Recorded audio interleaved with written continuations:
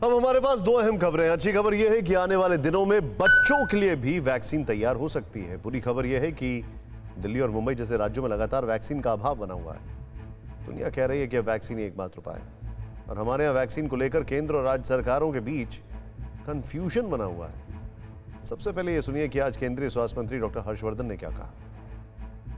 जितनी vaccine eight a particular time in a particular month available है, उसकी एक लिमिट है और उस लिमिट को ध्यान में रखते हुए उसको सिस्टमैटिकली साइंटिफिकली डिवाइड करके वो सारी जानकारियां भी आपके साथ शेयर की जाती हैं और आपको हर समय आपको भी पता होता है, हमें भी पता होता है कि आपके पास कितनी वैक्सीन अवेलेबल है और कितनी हमारी तरफ से आपके पास पाइपलाइन में है।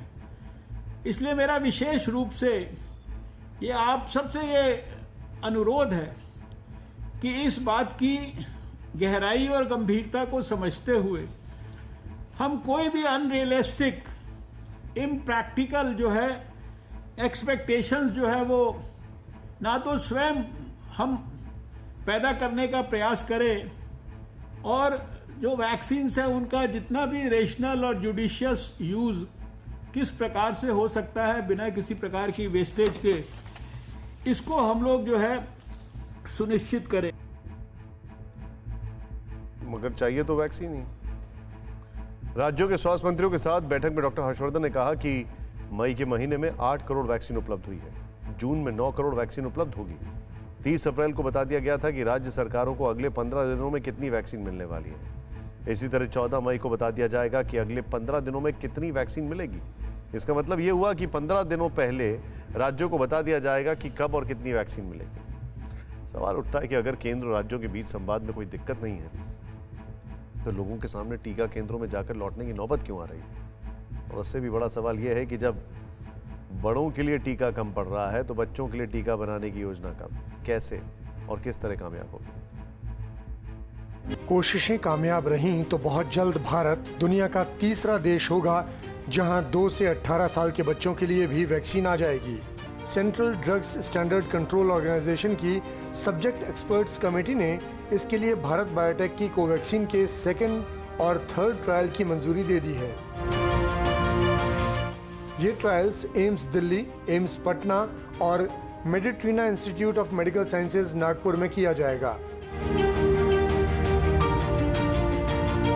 बहुत ही अच्छा ट्रायल है ये। और देखिए फाइजर ने किया है ये यूएसए में और उन्होंने 12 से 15 साल के बीच ये बच्चों का ट्रायल किया है और उसमें ये देखा गया है कि ये वैक्सीन सेफ़ है बच्चों में और एफडीए ने वहाँ अप्रूवल भी दे दिया है कि इस वैक्सीन को फेज़ 3 ट्रायल का डेटा उन्होंने सबमिट कर दिया है और एफडीए यूएस गवर्नमेंट ने इसको अप्रूवल भी दे दिया है और वहाँ पर बच्चों को ये वैक्सीन लगना बहुत जल्दी शुरू हो जाएगी। इसके पहले अमेरिका के फूड एंड ड्रग एडमिनिस्ट्रेशन ने 12 से 15 साल के बच्चों के लिए फाइजर बायोटेक की कोरोना वैक्सीन के इस्तेमाल की इजाजत दी है।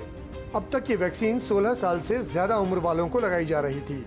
कनाडा भी बच्चों के लिए वैक्सीन की इजाजत दे चुका है। माना जा रहा है कि कोरोना की अगली लहर बच्चों को मुश्किल में डाल सकती है।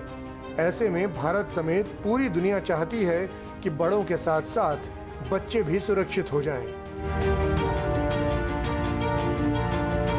अमेरिका वगैरह में भी वैक्सीनेशन का प्रोग्राम बच्चों के लिए चल रहा है, तो उसी तरह अगर भारत में भी चलता है तो मुझे लगता है कि काफ़ी बच्चों को फ़ायदा होगा। हमारे बच्चों की रक्षात्मक शक्ति काफ़ी अच्छी रहती है, जिसको इम्यून सिस्टम बोलते हैं। तो अगर उसमें ये वैक्सीनेशन हो जाएगा तो उसकी इम्यून सिस्टम बूस्ट होगी और बूस्ट होने से क्या होगा कि उन्हें तकलीफ कम से कम होगी और सबसे है कि मृत्यु दर काफ़ी कम जाएगी। तो उसके लिए बहुत अच्छी पहल होगी अगर हमारे यहाँ भी वैक्सीनेशन बच्चों का होता है। बच्चों पर टीका के परीक्षण के दौरान इसके असर को लेकर रिपोर्ट तैयार की जाएगी। वैक्सीन आने में 4 से 5 महीने का समय लग सकता है, लेकिन इसी के साथ ये सवाल भी उठता है कि अभी जिन लोगों को टीका लग रहा है उसकी रफ्तार भी तो नहीं बढ़ रही है। दिल्ली सरकार ने आज कहा कि उसे वैक्सीन के अभाव में अपने कई सेंटर बंद करने पड़ रहे हैं। हमारे पास में जितने भी रिजर्व था, जितना भी स्टॉक आया था वो खत्म हो गया है और हमारे पास इस वक्त कोविशील्ड के जितने सेंटर्स थे वो चल रहे हैं, लेकिन कोवैक्सीन के सेंटर्स हमें बंद करने पड़े हैं।